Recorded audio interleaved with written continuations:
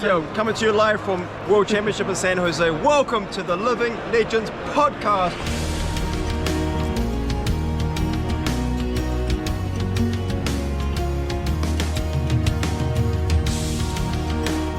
I was telling Robin the other day, like, for Flesh and Blood, I know almost every single card by the art. If you show me just the art, I could probably tell you what it does because it's one of the things that makes me, like, slightly good at casting, I guess. Like, I just know what all the cards are.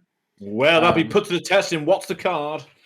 I really think I'll be very good at that. I think there's only a couple people that I can think of off the top of my head who are going to be faster at me. Like, I think Steven and Kale, Densimer Art, I think those two might be faster than me. Hungering Slaughter Beast. Oh, that's pretty good. I play Leviathan all the time. Well, see, I do have the gaps where I have to think about it. Like, yeah, I'm sure that's a brute card. Yeah, anything with a big old demon on it has got to be Leviathan. I have a bunch of just like stacks of random cards sitting around, and a lot of them are like just objectively playable cards. So I was just like, maybe I'll pick something else. Maybe I have something lying around that you wouldn't know.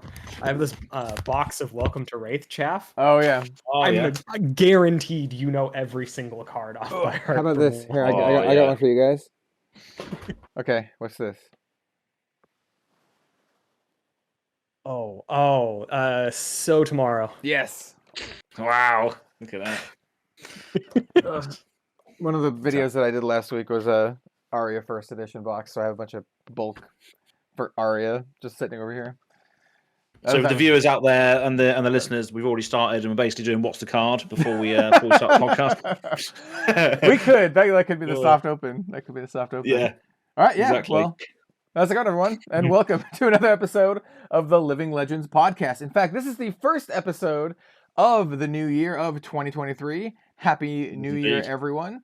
Happy New Year to my lovely co-hosts here. We have Az from Go Again Gaming.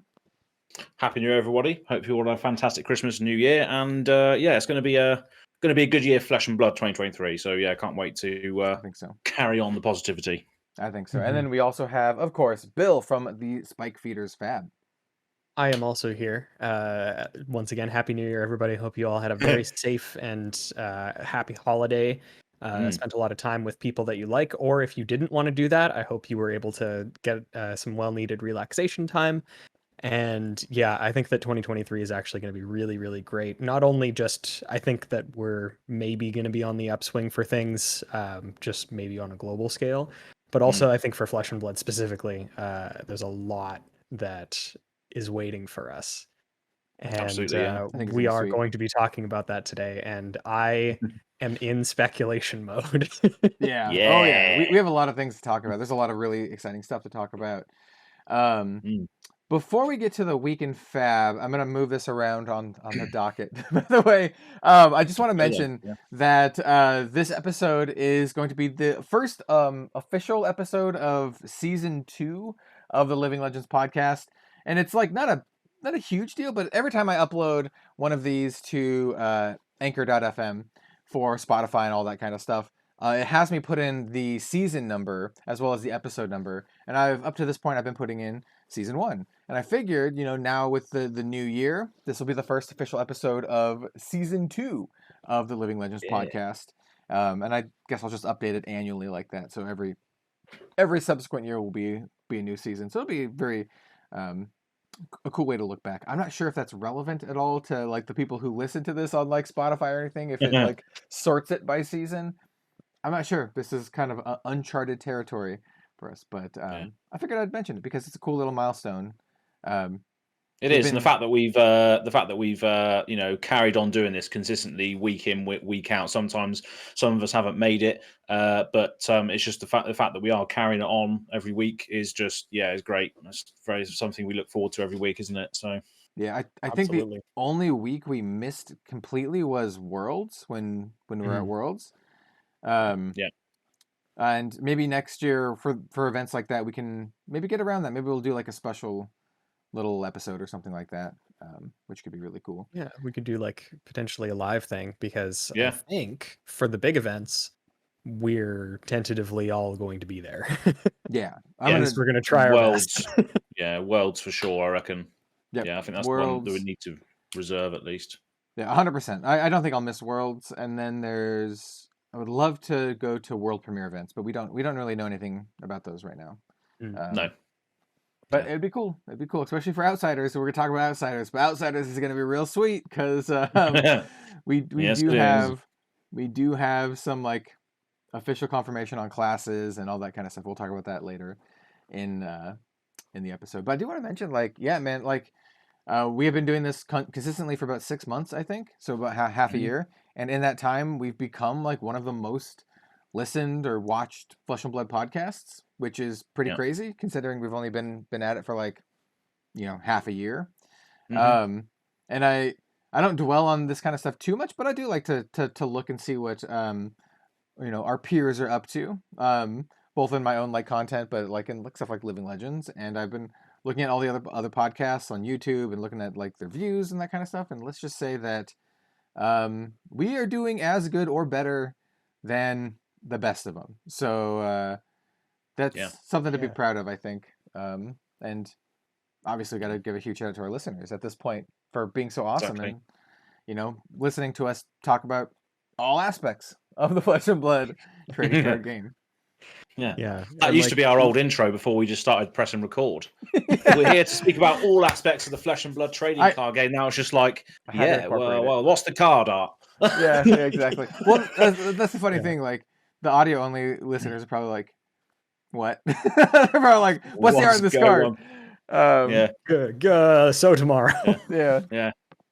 That's another thing as well. That we've achieved during this time is obviously we were just audio to begin with, and on we did have YouTube videos on your channel, of course, with like the images and stuff. But the fact that we've switched to the webcam videos now as well has been a positive as well by the comments we've had about it. So that's nice. Yeah, I don't remember exactly what episode we're on right now. I think this is episode 28.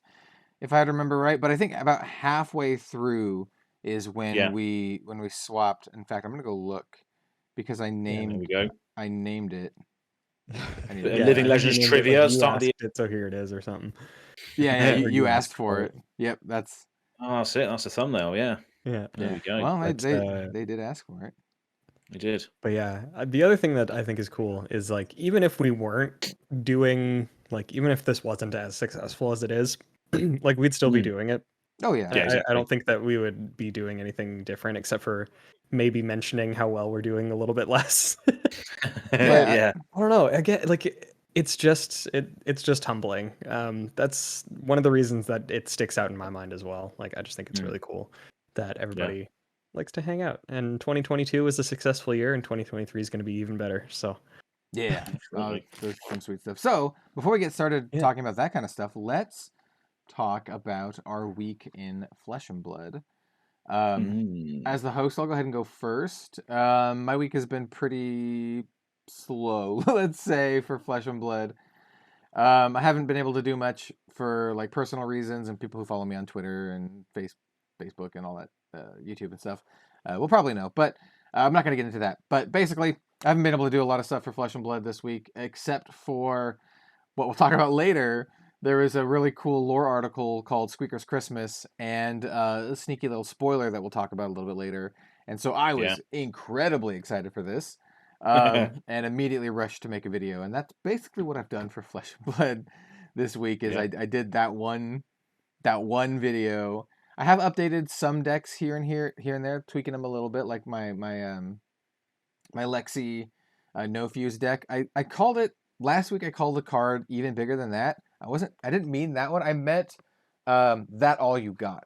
Not even bigger. Oh than yeah. That. Oh that, that all you got. Yeah, which I've been playing around with because I think it's a pretty good defensive option in Blitz, depending on your matchups, obviously, right? But if like ninjas and fire and stuff is good, it does exactly what you want to do because you get some block out of it, but also it replaces itself, so you can still be greedy and keep your greedy hands, which is what I want to do. It in some situations just becomes a free block 3, which is like above rate, because obviously there's Sink Below, which isn't free, but it lets you filter your hand a little bit and blocks one more. But this one just straight up replaces itself. So this one's also really great in Ranger in particular, because you have once again, the range attacks. You have to filter everything through your bow. And so the fact that it's a yellow pitch card means you can actually pitch it to fire off one arrow if it's a 1-cost. So that's one to load it and one to fire it. So unlike more defensive stuff like Oasis Respite, which is something that I would consider running, but I don't really want to. I like something like That All You Got instead, because you can still be greedy, but it's also still useful in firing your arrows. Where like a red is like not.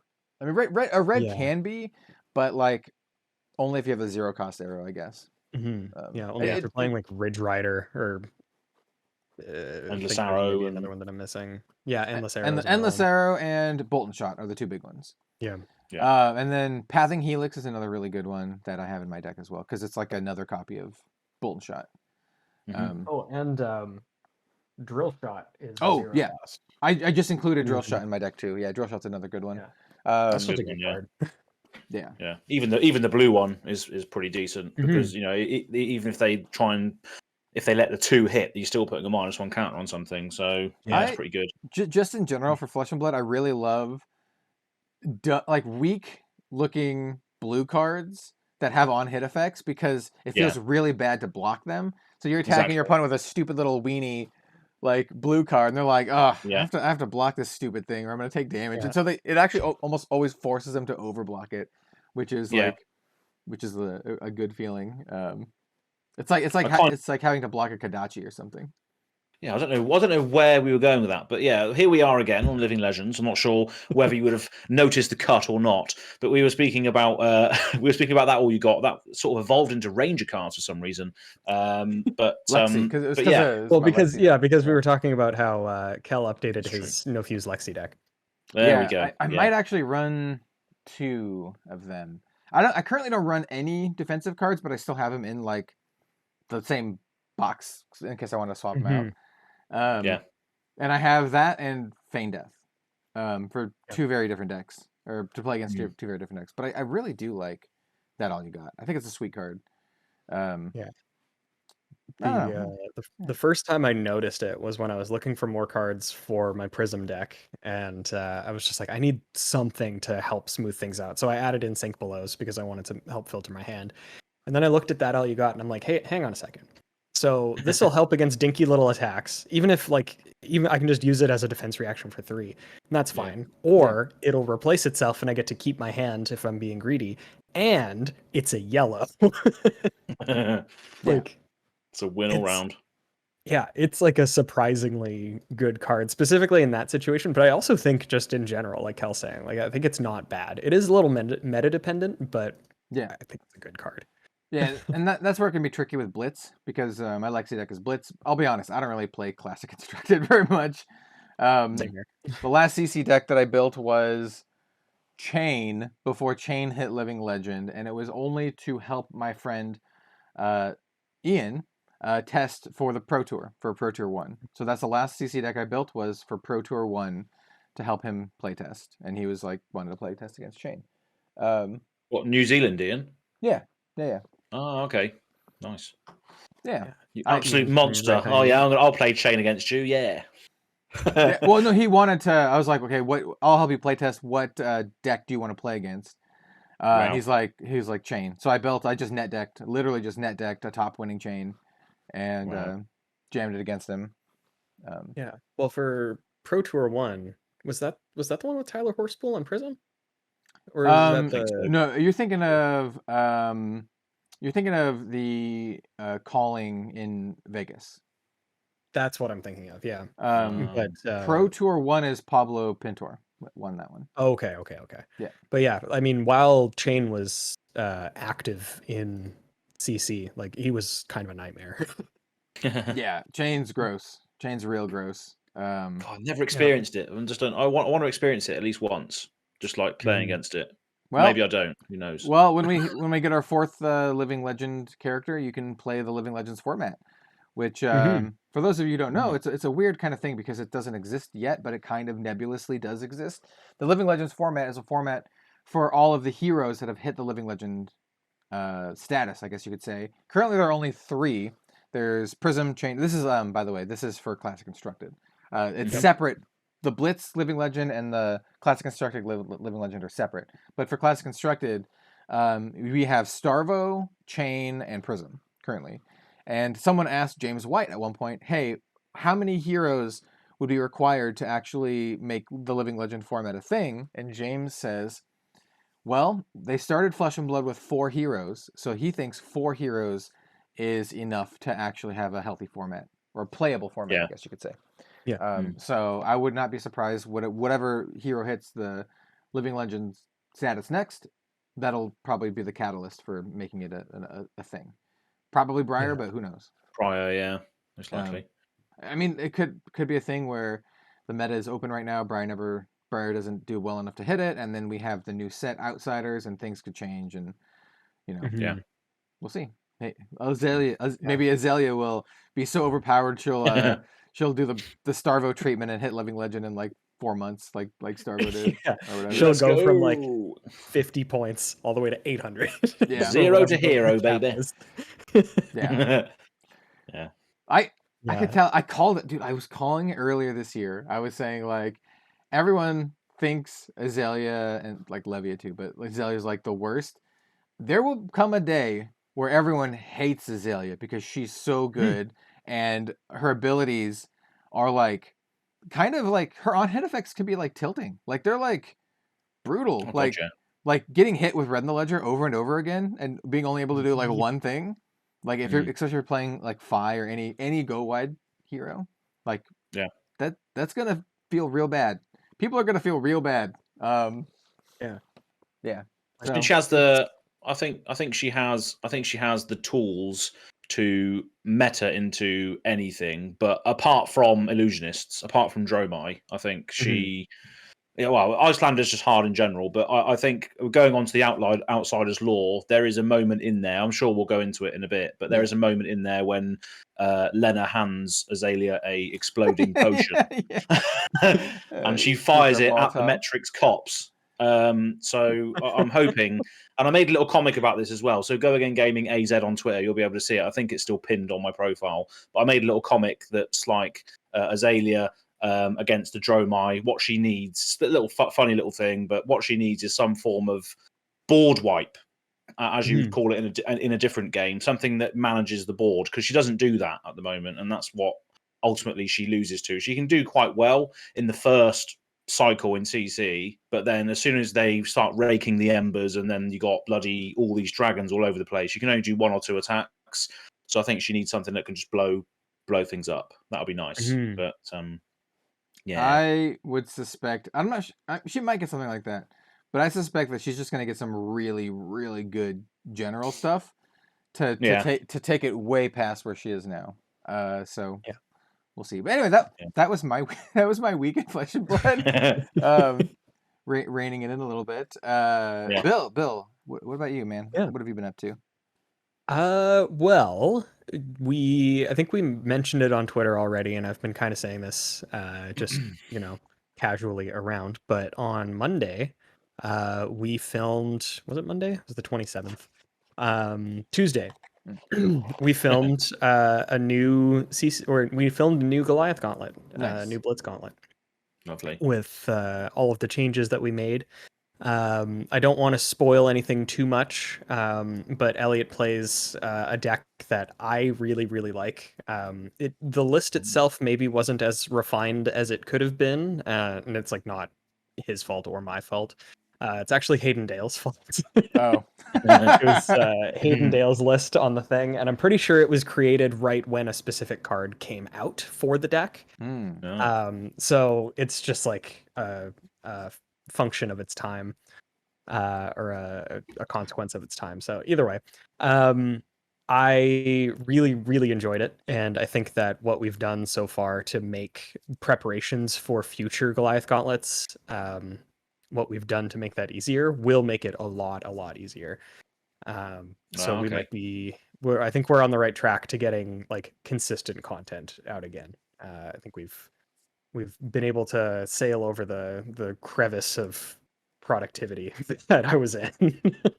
Yeah, once you find a project or a series that you want to do, I think once you find the way that that works for you, with regards to how productive you are when you do it.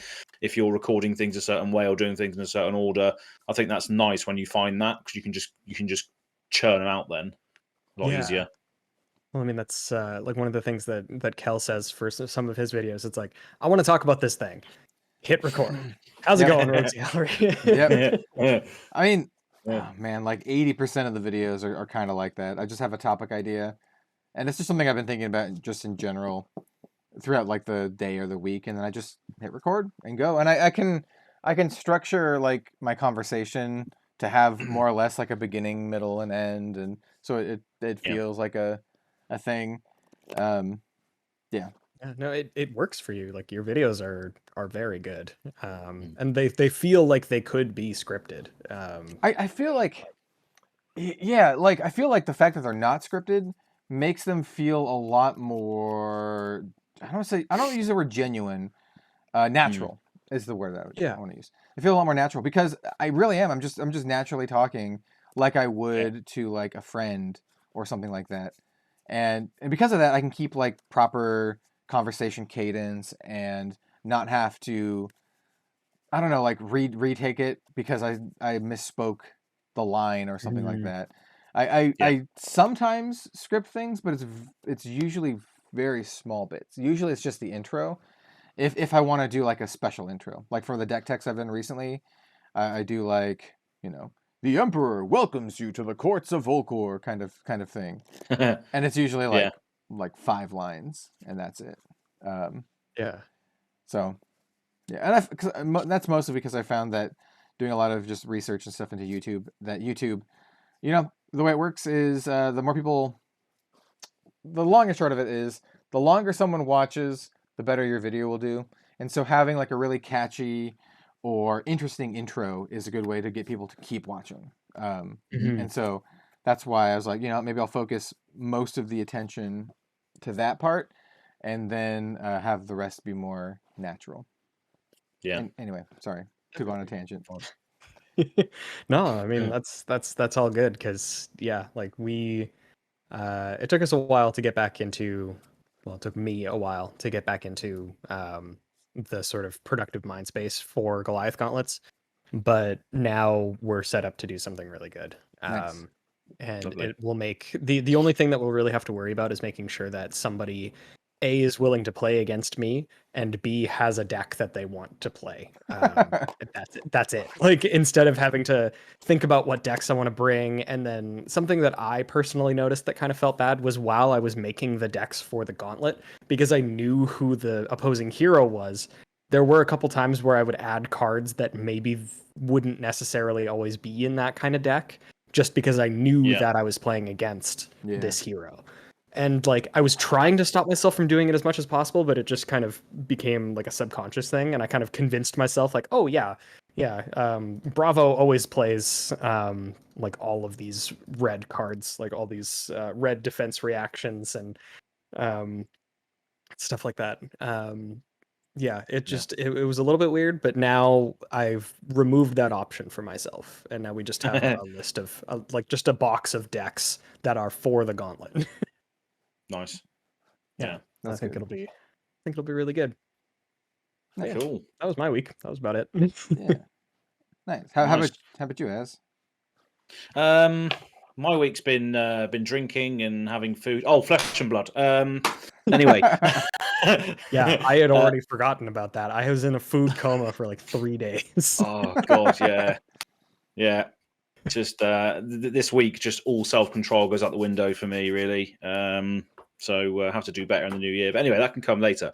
With regards to Flesh and Blood content, did the me and Jim did the live Azalea Cult this time. Sometimes you do a live one, sometimes do a pre-recorded one for the lore episode, which we're going to go into. We delved into it on that episode, so go and have a look at that. That was quite cool. I cracked open some boxes recently. History pack, just because I just love the white border, and I got some cool things actually. So I got 2 legendary white border things. Nice. Got Oh, Brave Forge and Oh. Storm Striders. Nice. those are good ones to hit. I actually also recently opened up a Storm Striders in my Arcane Rising video. Jim did as well. FAB TCG cards opened up one as well. They're just showing up all over the place. There it is. Yeah, it's a white border as well. It's my Emperor. No. It's just in a sleeve that has. Oh, yeah. Yeah, so it's from Arcane Rising. The Arcane Rising box was really nice. It had Storm Striders, but it also had Art of War and Hang on, if I remember correctly, you only had a cold foil Storm Striders for the longest time. Is this your first like non cold foil Storm Striders? Yeah. It's really funny because Nice. like in the video I'm talking about like, you know, it's my favorite set. I've opened up a lot of it, but I've never opened up a Storm Striders or Teklo Foundry Heart, and the only versions of those that I own are cold foil versions from when the game first came out, and I bought them so I can make decks. And they've just had them ever since. And so those are the ones that I've been using. And I was like, it'd be really nice to open up a legendary, but it'd be even nicer to open up a legendary that I actually like, really need.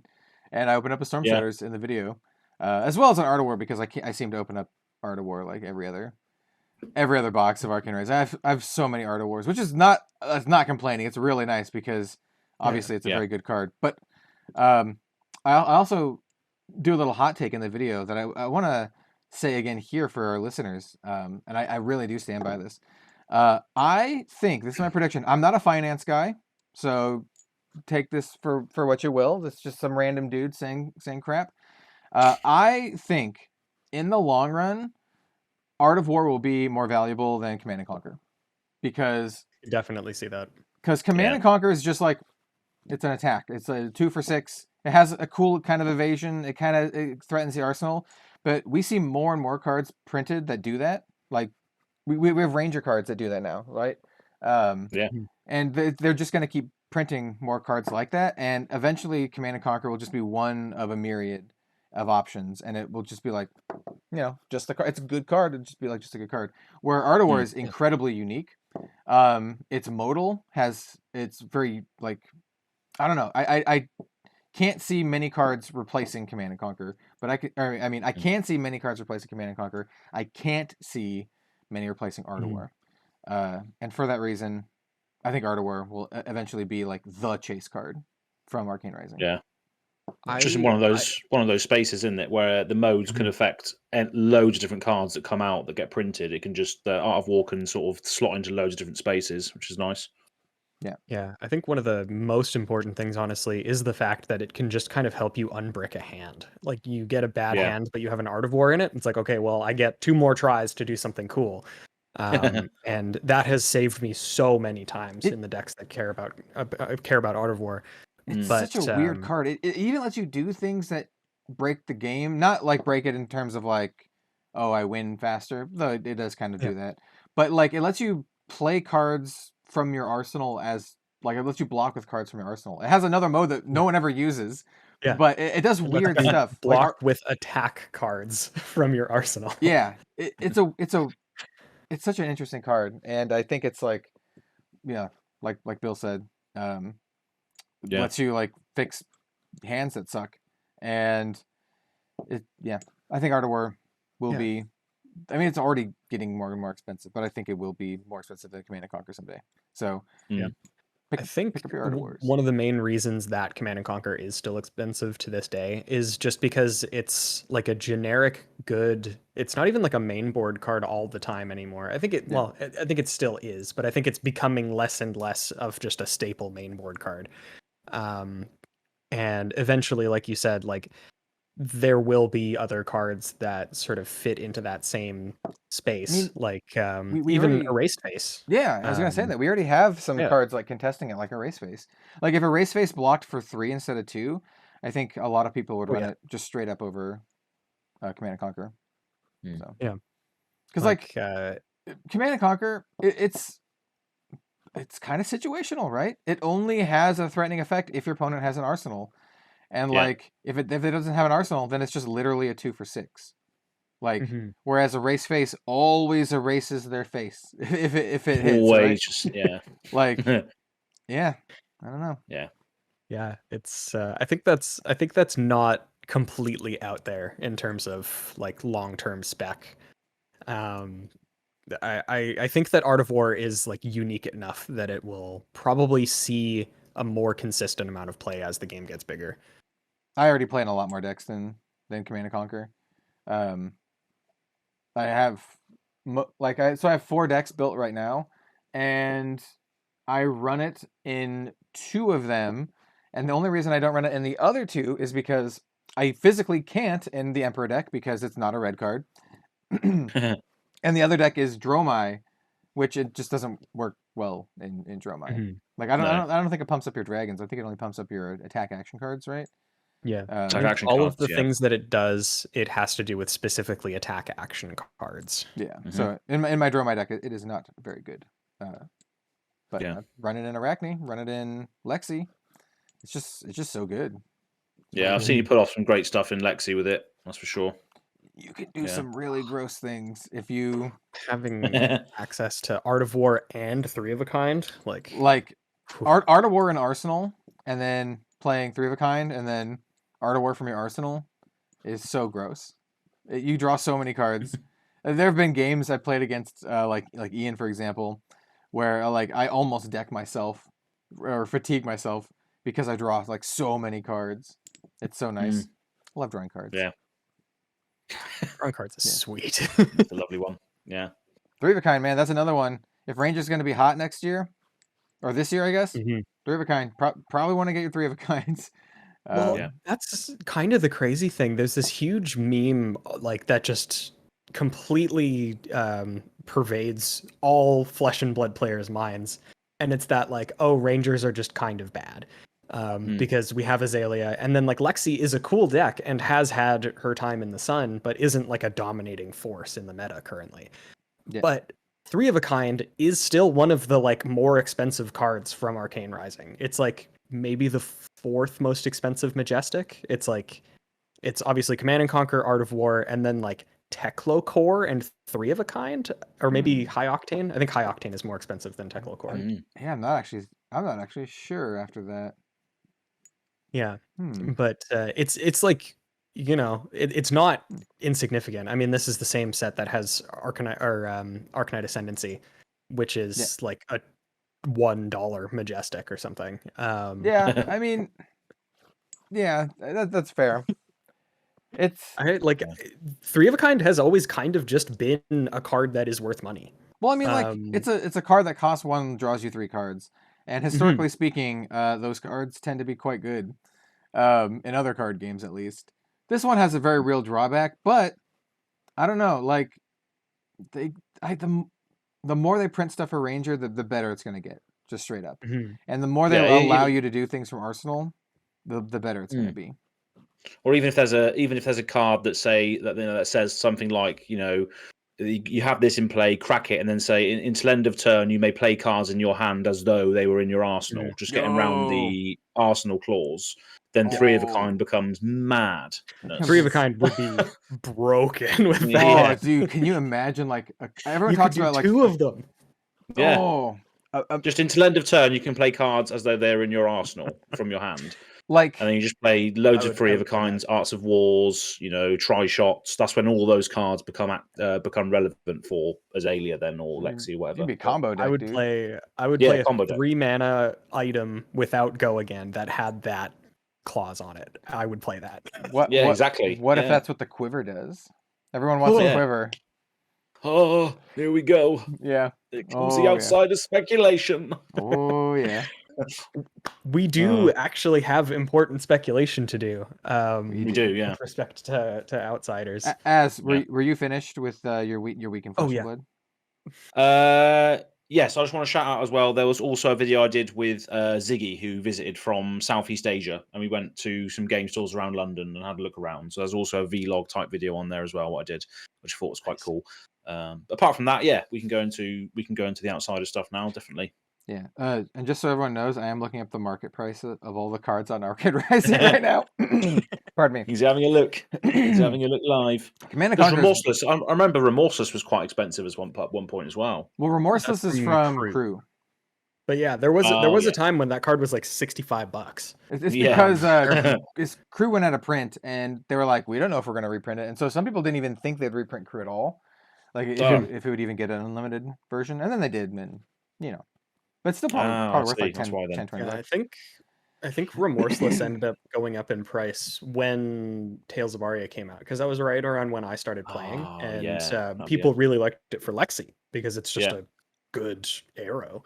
But yeah, I remember pulling some and selling them for like a lot of money.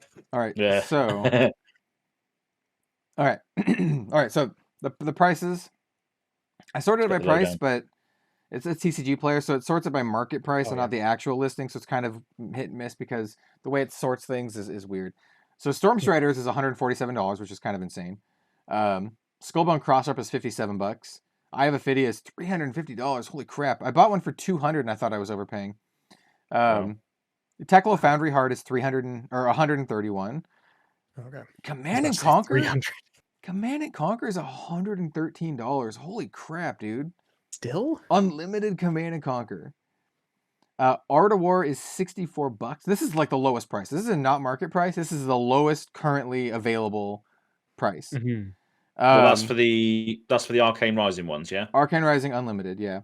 Okay. How the Mighty Have Fallen, Grasp of the Arknights, $58. That's the same price as a Skullbone Crossrep. Wow, Arcanite Skullcap. Runeblades. Arcanite Skullcap, also $50. And then we have some of the Majestic. So High Octane is $10. Three of a Kind is also almost $10, $9.50. Then we have Teklo Core. Like I said, the listing is weird because it's listed by market price, not lowest available price. So Teklo Core is $17. So people are either specking out. So we have Teklo Core and then High Octane and then Three of a Kind. And I bet people part of this is probably people specking on Mechnologist being in Outsiders or prominent next year, and also because Dash is kind of a thing right now. It's very playable. And then everything else is like pretty cheap. We have like Sonic Boom like $2, Mortartide $6, Red in the Ledger $4, Blazing Aether $3, Spark of Genius, a super rare, is like $5, which is more expensive than like some of those Majestics that I said. And then Poor Arknight Ascendancy is 80 cents. Yeah, I love that card as well. Endless I Arrow. love that one. Endless Arrow, $4. Yeah, people are. Endless Arrow has kept its value. It is a good arrow. Yeah, I love it. I love it. Pursuit of Knowledge, also $4. Interesting. Okay, hang on. That's a good one. Endless Arrow is a $4 card. Pursuit of Knowledge is not a $4 card. Yeah. Pursuit of Knowledge. Max Velocity is like $3. Regular Nullrune gloves. Not foil. Regular. It's over $1. Just a bulk Nullrune gloves. You should probably pull out a stack of like 100 of them. You should probably pull out your bulk Nullrune because let's cash in. Specifically the gloves. It's probably because the gloves don't have a very good like generic slot. Right? Because we have like tunic, we have generic helms. Most classes have really good boots, but like gloves, not really. True. Yeah, gloves are probably the most flex spot in the equipment zones. So yeah. Anyway, that was the once annual Living Legends podcast finance corner. Yeah, that was. Thank you all for tuning in to this episode. Oh no! Of Unlimited Arcane Rising Market Update. Here on Flesh and Blood. Fantastic. Go. Never mind. I was gonna dunk on stuff. I was gonna say go subscribe or go follow our Patreon for the updated spreadsheets. Absolutely, yeah. Market download the CSV files for all of the hot takes and brilliant. Yeah. Subscribe to our Patreon while we have it open. It's got to be exclusive. Yeah. Yeah. Okay. Right. Anyway, brilliant. I love to speculate about new cards and new sets. Yes. I think that's something that people know about me. Yes. I have been racking my brain trying to figure out what stealth means for the longest time. Okay, so before we get into stealth, let's talk about the card that stealth is on. And then I guess we'll talk about the lore where it comes from. So I guess we can talk about the card first, and then we can talk about the lore. Sum it up, yeah. Okay, so the card is let me pull it up exactly. I know what it is off like the top of my head, but I don't remember the exact wording of it. I had it. Just give me 1 second. It's called like Razor's Edge, right? It is called Razor's Edge. Yeah. And it's an assassin attack reaction as well for nothing. Doesn't cost anything to play. Yeah. It's a common, so likely part of a rainbow cycle. Yeah. So the fact that it's a common means a lot of things to me because this is a draft set. So if they know anything about draft archetypes or just draft in general, then it being a common means that stealth is probably a very common mechanic that is integral to the class. Because this card literally does nothing if the attack that it's buffing or the attack that it's targeting doesn't have stealth. It's only an attack that has stealth gets +3. So yeah, Razor's Edge. Here we go. Finally found it. It says literally it says target attack action card with stealth gains +3. As an assassin attack reaction, it blocks for 3 too, which is a kind of a theme we've seen already with assassin. All their stuff blocks for 3, which is nice. It's really nice. Also, the art, for those of you who don't know, has Arachne busting in through like a window, knife drawn, like ready to chop you up. It looks really cool. So very stealthy, just busting through the window. Very, very stealthy, just creating loads of noise, busting right on through that window. Yeah. Well, it's stealthy until they bust through the window. Like they're like at the window, and then there's yeah. It's like Assassin's Creed, right? Yeah, exactly. And before we get into more, I want to say the flavor text is really good. It's really good. It says, there's hitmen, there's big game hunters, then there's king slayers, and it's like, yeah. And this is okay. We know that's what he did. Yeah. Yeah. Yeah. So what this tells me is that stealth is going to be a mechanic that is integral to the assassin class for outsiders. It's probably going to be it could be, they could also reintroduce contract, but I would be willing to bet that stealth is the assassin mechanic for outsiders. Just because it's on a common card, right? If it's on a common card, it means it's part of the draft strategy. And if it's part of the archetypes, yeah, and if it's part of the draft strategy, that means it's going to be very common throughout the set, if not printed directly onto the assassin itself, which is a very real possibility. Very real possibility we get a new assassin, probably talented, that synergizes with stealth, or maybe gives stealth to other things. We don't know any yet. The new assassin could literally give stealth to other things, like if you attack with an attack action card with attack 4 or less, you get stealth or something. And then stealth does this. There's a lot of speculation on what stealth does, and I think there's a lot of good guesses. There's I've also seen a lot of bad guesses, but there's a lot of good guesses too. I think it could be another dominate variant. So it could be another evasion mechanic, because we have dominate, we also have overpower. So it can't be either of those, but it could be similar to those.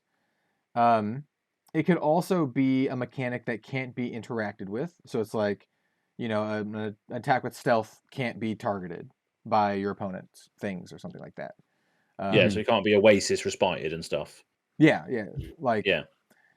So like that'd be really nice for Assassin. You'd love that, wouldn't you? Oh yeah. That'd be very nice. Some people think it's like you play the card face down and your opponent has to guess what it is. That sounds fun. Mechanically, that sounds insane. Just gonna say that sounds mechanically insane to me. Well, it would be similar to Morph from Magic. Oh, yeah. They would all have to have the same cost, because otherwise your opponent could be cheating, right?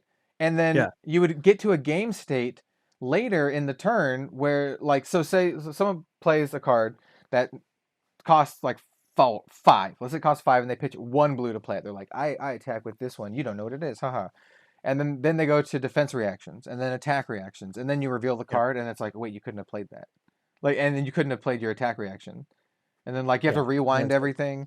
So but then your opponent has information about whether or not you have blocking cards, what your blocking cards are. Yep. that sort of stuff. Like, yeah, that would be a nightmare. Yeah. So mechanically, they either have to all cost the same, which would be kind of boring to play around, because if they all cost the same, they probably all attack for the same value. Unless you get into the situation that Magic had a problem with Morph, where some of the Morph cards were like busted, like common ones were like busted. Like there's like a goblin that, like, when you flip it up, it deals like damage, and there's a couple ones that you flip them up and they basically give you such a huge advantage that you could like win the game if your opponent miscalled it. And well, yeah, I mean, if you look at Morph as well, if you flipped it up face up for its Morph cost, the opponent could not respond to the Morph. Yeah. So maybe this could be something similar where they can't respond to things with stealth. Maybe. Well, yeah, that's what I was saying. Like, can't be targeted, can't be responded. It's kind of the same, right? It just makes it so your opponent can't interact with it. Yeah, makes sense. That could be a possibility. Something that I just thought of, like, actually right now, that could be interesting. What if stealth is a keyword that is given by, like, say, the hero or something, and it just allows you to use a card in your hand as like a generic, say, like, this doesn't seem as flavorful now that I'm like thinking about it, but like, it's like you can play a card from your hand as an attack with stealth, like face down. It has no other characteristics. It's like an attack for 4 that costs 0 or something. Has no other text on it. So it just like turns a card in your hand into an attack, and then this would buff that. Thinking about that, like, in terms of the mechanic of stealth, I don't think that that's super flavorful. But just in the vein of like playing cards face down, I think if they were to do something like that, it would have to be something like that, where the card itself doesn't matter. Yeah, and it would have to be on the hero. Yeah. Could be something that Alchemist does. If there's an Alchemist, the Alchemist, obviously, because I figured this out as well on live when we were doing the Azalea cult, as we searched what an Alchemist was. And an alchemist doesn't just use potions; they conjure things from anything. It doesn't have to be a potion, so it could be the talismans. James said that, hold on to your Everfest talismans because they're going to be good in the future.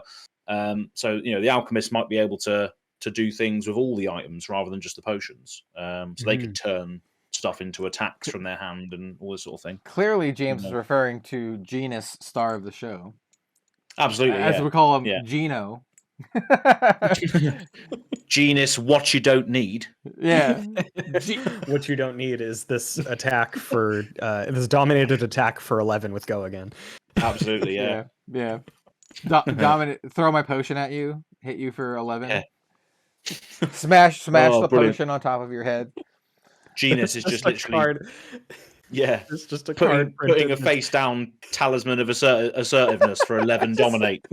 I just pictured Genus with a potion just smashing it over someone's head. The card's called like Potion Punch, and it's just like the image is like a hand and shards flying out. And then you also have Talisman Punch, so he's just holding a talisman, smashing it into someone's face. Yeah. Or we just got it around someone's neck and just strangling him like that. And it's like a really banal talisman too. It's like Talisman of Oblation or something. It's not even like super. Yeah. It's just like this generic looking thing. Brilliant. Even better, Fleet Feather Talisman, where it's literally just a feather. Yeah. He's tickling his nose with it. It reminds me. This reminds me. Okay, I don't know if any of you guys watch an anime called Mob Psycho. There's an anime called Mob Psycho 100. It's a comedy. It's really, really good. I think a lot of folks would like it. It's made by the same person who did One Punch Man. Animation is good. And one of the characters is a psychic who is, for the lack of a better word, a bullshit artist. He's pretending to be a psychic and exercise stuff. Yeah. And he always has really flashy attacks that are like really dumb. There's like... It's like nice. Reagan's special salt tornado to exorcise demons, and he's just like, ha! And it's throwing salt in all areas. It does nothing. Fantastic. I imagine it along that line of like, Genus's talisman tallywhacker, and he's like smashing a talisman into someone's face. It's just punch, just bonk. Yeah. Oh wow, I like that a lot. Anyway. How did we get to that? I don't know, but that's just what you can come to expect on Living Legends 2023. You're talking about alchemist and how they're not just potions. Yeah. Well, I don't know how I got onto that either, because we were speaking about Razor's Edge. So how did we start speaking? Yeah, because you were talking about just how you were on the Azalea cult live, and you looked up what an alchemist does. Oh yeah, and, of course. Just for I think it was just because we were talking about like speculation purposes, just to see how much and all this information sort of we thing. can glean. Yeah, like potentially stealth could be something that the alchemist can do as well, which I could see that, like a potion of stealth. Potion invisibility. Yeah, because like if anything, stealth. Yeah, because like you said, I think a lot of people are focusing on the idea that an alchemist is like a chemist, where they're just like creating a concoction, and that is what Lena Bell seems to be doing most of the time, is like creating brews, like in Squeaker's Christmas that we saw. That was sort of the main plot point for her.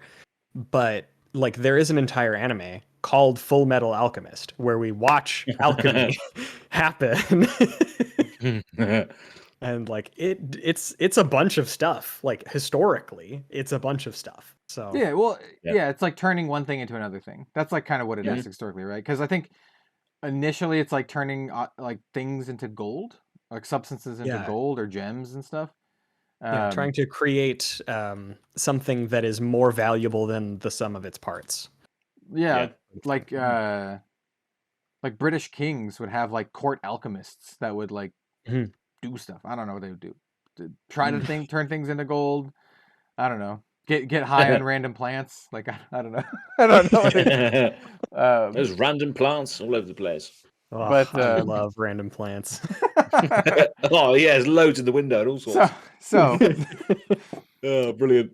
I really like but going back to Razor's Edge, I really like it as a spoiler because I gotta assume that they chose it specifically for this. Like it has just enough information to get someone like me really, really thinking about the set. Because like obviously we have Assassin in the set. That's 100% confirmed. Assassin is in Outsiders 100%. We also know that Ranger is in Outsiders 100%. James in the Loyal Defidia podcast literally said Azalea is in the set. He said Azalea is one of the returning faces that you will see in Outsiders. That's what he said. So we have Ranger, we have Assassin. This also tells me that there's the stealth mechanic, but it also tells me that the stealth mechanic, because this card's a common, is going to be part of the draft experience. And it also tells me that Assassin is still possibly relying a bit on attack reactions. So Assassin could still be a very attack reaction heavy class. We saw two very, very good attack reactions in Dynasty, and this is also this is a 0 for 3, which is quite good, right? When you think of something like Razor Reflex, which is a 1 for 3 that people use, this is a 0 for 3. So they do have a lot of that, don't they? Like Cut to the Chase, is that the one? Cut to Chase, another 0 for 3. They have a lot of that good stuff. Shred is technically a 0 for 4 for the red version, which makes the yellow quite good. It's a 0 for 3, and the blue a 0 for 2. It's also quite good. And the way they revealed this card is like so smart. Is brilliant. I love it so much. I don't know who did it, like whose choice it was, if it was Alex's or someone else's from LSS, but whoever decided to reveal this as a hyperlink in a period in the Christmas article is genius. So for those of you who don't know, the Christmas article came out over Christmas. It's called Squeaker's Christmas. We'll talk about it in just a second. But Razor's Edge was spoiled in that article. There's a hyperlink. There's a period that's a hyperlink. So if you wanted to find it yourself, just go search the word pavement. I think it's pavement. I think it was pavement. Yes. Yeah. Search for the word pavement, and it's the period right after pavement. You just click on it, and it'll take you to the card. Yeah. It's just a red. It's one red period, and it's just a hyperlink to the card. That's super funny. And in the story, we'll talk about the story once again in just a second. They show this card right after Arachne leaves. So Arachne's in the story. Arachne's like, "Yo, what's up?" here's the entrance, peace out, and then they like Mhm. then they duck away, and then like the period is right after that, which I think is really Yeah. really clever. Just to show that, hey, Assassins is in Outsiders. Now, the fact that Arachne is on the art of this card, I do not think tells us anything as to the hero that's in Outsiders. No. I don't think Arachne. I personally don't think Arachne will be in Outsiders as a hero. Very well. That's a little too much speculation. I'll say very rarely do they show the hero on cards that aren't specializations in the same set that they're in. Yeah. But Well, even like all of the assassin cards that we got from Dynasty, they don't have Arachne on them there's except one. for Regicide. no, there's two then, because Surgical Extraction. Right. Yes, he is on that one. But yeah, like Leave No Witnesses and what's the other one? Eradicate. Eradicate. I was going to call it Mass Extinction. I'm like, I don't think that's it. No, not quite. But yeah, those are other assassins. So I think that you're right on it there. Like, it doesn't necessarily mean that Arachne is the hero. He just is an assassin. I would That's about it. I would double down. I would say So for the lore article, there are 4 Flesh and Blood characters featured prominently, and I think a lot of folks assume, like, because they're in this, that they're going to be the heroes and Outsiders. I would say the opposite. I think I think so. I think Azalea is the only one, except for maybe Lena Bell. But I don't think Dash or Arachne are going to be in Outsiders. And why do I think that? Because Outsiders is the pit set. And in the article that James wrote about the talent system, he literally writes out that every single region will have its own talent, which means the pits, being a region, will have its own talent. It would be insane to me for them to not introduce a pits talent in the pits set. Therefore, all of the heroes likely have a pits talent. Just like how Arya, they all had an Arya talent, and Uprising, they all had, except for Icelander, a Draconic talent. So if there's an assassin in the set, which there is, they probably have a talent, which means it's probably not Arachne, because it's probably not another version of Arachne. They're probably not going to do Arachne and then print another version of Arachne in the very next set. That's kind of insane to me. So it's probably a brand new assassin. Azalea also probably has a talent, the Pits talent. And then we don't know what else. We don't know what else is going to be in the set. So everything beyond that is also speculation. But what's quite boggling is, as well, is if there is assassin in the set, why would they introduce the generic assassin in a last set and then straight afterwards then do a talented one? Well, it's just like, does that not make Arachne obsolete straight away or not? No. I mean, that's like saying that Viserai was obsolete because of Chain, right? Viserai is still like really good and hit Living Legend in Blitz, like even with like Shadow. And then like same is true for like I'm trying to think, like Bravo, like regular Bravo is still really good, even though like Oldhim and such exist. So I don't think that's true. I think they just did it to soft launch the class. So like, here's a little bit of the class. We're introducing it in a very flashy way. He's murdering the Emperor Volkor, or they're murdering the Emperor Volkor, and then like here's some tools to play with, and then boom, here's the real class. And they could have also put cards that they didn't think were good in draft into that set. So if they were like, we have all these contract cards, but they're really unfun to play for draft or broken or whatever, put them in the supplemental set, put all the other stealth cards or whatever that are fun for draft, put those in the draft set. So I could see that. And then they have the hero synergize with the contract mechanic. So if like we don't see contract at all in the set, I would suspect that's the reason, is because they didn't think contract played well in limited, and so it went into this. It went to Dynasty. But yeah, even if there is like other assassin cards, Arachne can still use them. If they don't care about stealth or whatever the keyword is, they can still use them. Yeah. So I'd be willing to bet that Arachne could somehow use stealth because they're in the art of this card that's referring to stealth. That would be well. Yeah, unless BIOS update. is not a Data Doll card. You can run it in Data Doll. You can. You absolutely can, but it is nimbleism. Right, yeah, it doesn't do anything. It turns you into Data Doll, kind of. Yeah. And Bravo can use Oakenold. Yeah, that makes sense. Yeah, brilliant. I mean, he could for a little while. Yeah. So I expect all the heroes to be talented. I don't expect any untalented heroes in the set. There could be like a Icelander type hero popping up, you know, if they want to do that. I don't think they would, but you know, they could.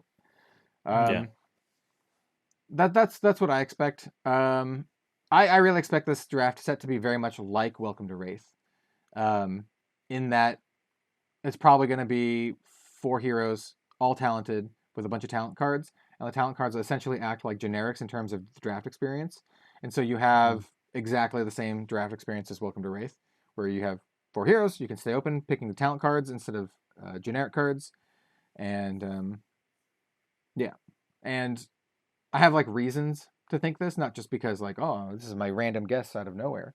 I say this because of things that Brian Gottlieb has said and things that James White have said about Outsiders being like a fisticuffs set.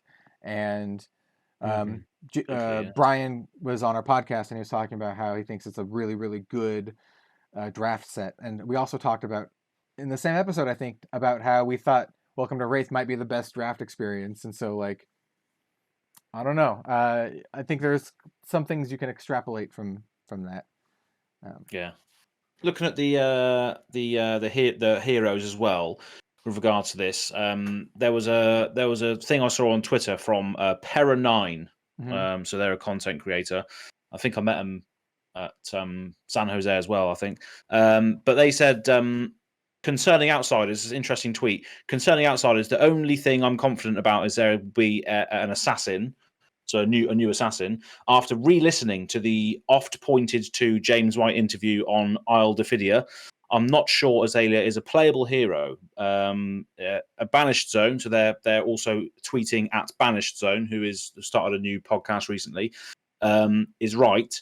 Returning does not mean playable. So I believe the words that he used was a returning hero. So that doesn't mean that Azalea could be playable. Yeah, maybe she's just in the art or something of other cards. Yeah, so that is technically true, but it would be a big bait and switch or kind of like a troll thing to say, right? Yeah. To be like, oh yeah, your favorite hero is going to be back and then not playable, just like in like 2 pieces of artwork. That's like, I don't know, man. Like, yeah, sure, that's technically true, but I also don't think that's like, it feels like disingenuous to say something like that, right? Yeah, like James White wouldn't scam us like that, and also he wouldn't scam the Azalea cult. Well, so there's not just that. Once again, you have to look at everything. So there also other things that James said to you specifically, as he told you that next year Azalea will be the business. Why would which Azalea? The original one or this new one? Well, so no. Which one was he? I mean, it could be a new one, but just that's the character. The point is that he didn't say Ranger will be the business. He specifically said Azalea. Could be a new Azalea, right? Could still be a new Azalea, but that plus the fact that he said that we'll see Azalea in Outsiders has me believing that 100% Azalea will be in Outsiders. And not only that, and this is more like compounding. When I was super stoked for the Razor's Edge reveal, and I was tweeting about it, I was really stoked. James liked 3 of my tweets. He liked my tweet, just freaking out about it and just typing random words and being like, Razor's Edge assassin. And then he also liked the tweet where I shared the video, and then he liked the tweet where I shared like the actual video title that says like 2 classes confirmed or 100% confirmed, and he liked that, which means I'm right. There are 2 classes. Like, it's not a bait and switch. He is like being genuine. I'm pretty sure. Ranger's in the set. Oh yeah, Ranger will be in the set, but it could be a new one, right? It could be a new Ranger entirely. I think it'll be a new Azalea. I think it'll be a talented Azalea. I think all 4 heroes will have the talent, which is also why I don't think Dash is in the set, because Dash won't have a Pitts talent. Yeah, there could still be a mech, but bare minimum, Azalea is going to get access to tools that will make her stronger. I think that's the one thing that we can 100% confirm. Whether or not Azalea is an actual hero, she's going to be getting something good, or a lot of things that are good. Yeah, because she was like Seek and Destroy. You know, that was in Tales of Aria, right? And that's got Azalea on it. So it could be more cards like that if that wasn't the case. But yeah, we'll see.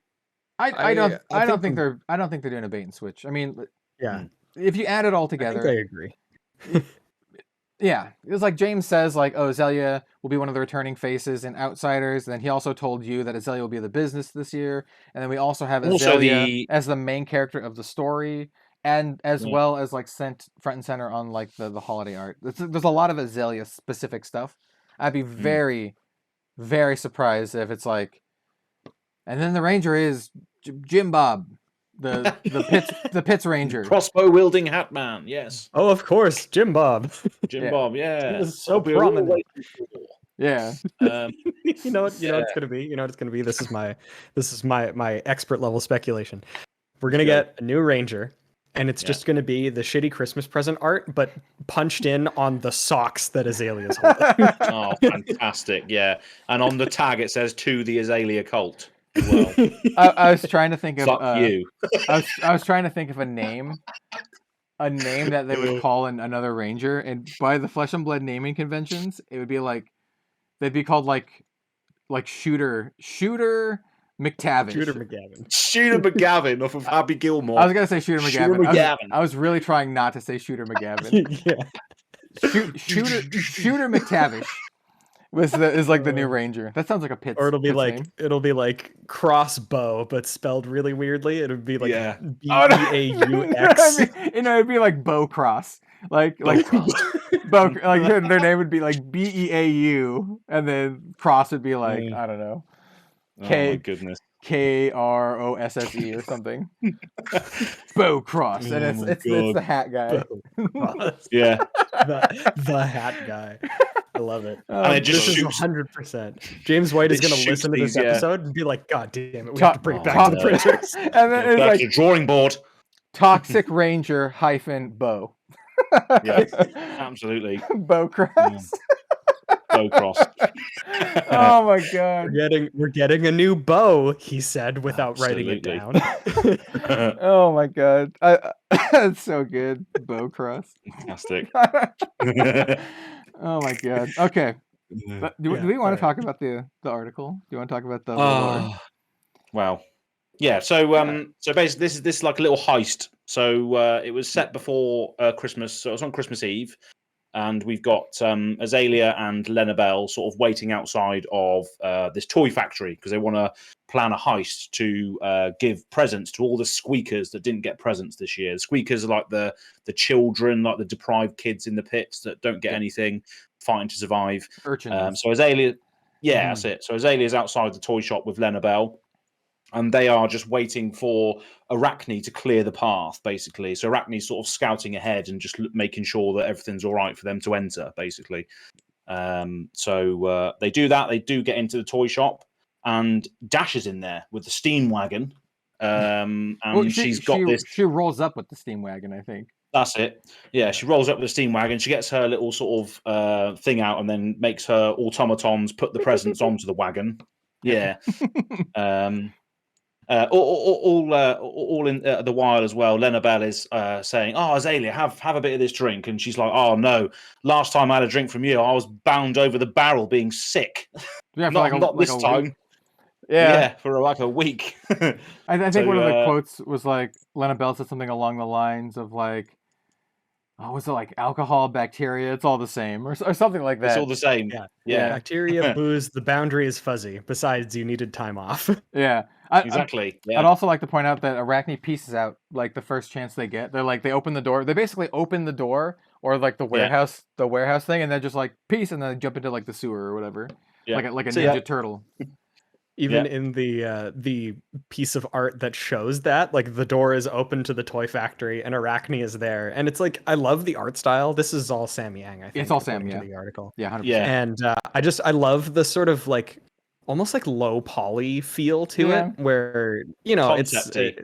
it's very concepty. I love it. It really fits for the story to me. But you can see Arachne, in the door of the toy factory, just with this thumb up. He's just like, they got their thumbs up. You're good. I'm pretty Fantastic. sure. I was trying to think about like the connection between all these characters. I'm pretty sure it was Lena, like, who set the whole thing up, and she like convinced Azalea to pal around, and then probably hired Arachne and hired Dash. They might be buddies, but it definitely feels like Arachne was more of like a hire. They're like, oh, we're gonna hire Arachne, like contract him out to do this thing. Yeah. Because they immediately pieced out. They're like, peace, and then They're just like, we are done. Contract finished. And then there was a comment of like, Azalea's like, why would Arachne help the children? And then Lena Bell Arachne's doing this for the kids. And then Lena Bell says something along the lines of like, once a squeaker, always a squeaker, or something like that. Implying that Arachne obviously grew up, as a street urchin, as a squeaker as well. Yeah. So it could be that he's doing it because he has that, like, I don't think that he's inherently a monster just because he's an assassin. But it could be like Lena Bell is just like calling in a favor or something. Like, really loves killing. If you read the lore about the killing the emperor, they're like, well, they enjoy it a lot. They're like, oh, that's true. That's true as well. In this article, it does refer to Arachne as they quite a lot. So I'm not sure whether there is any sort of gender assigned to it either. With this, so there is. So I know for sure there is not. Robbie Wen, the creative director for Flesh and Blood, literally told me. Oh, I see. Okay. Yeah, Arachne. It's you're not supposed to know, is what he told me. Oh, okay. I see. I'll have to keep that in mind then for the future. Yeah, you're not supposed to know Arachne's gender. They're supposed to be very mysterious. So, I don't know if Arachne has ever even spoken. Like, no. So just thumbs up and that's it, out there. Yeah, so I was like, I think, yeah. So I was like, how would they even like contact Arachne? And I'd be like, oh, it'd probably have to be like a contract through the spider. Contract. Yes. Contract. Yeah. Let's imagine that. Yeah, I'll take this contract. Yeah, just opening a garage door. Lovely old job. Steal presents for children. Yeah. Objective: open the toy factory door.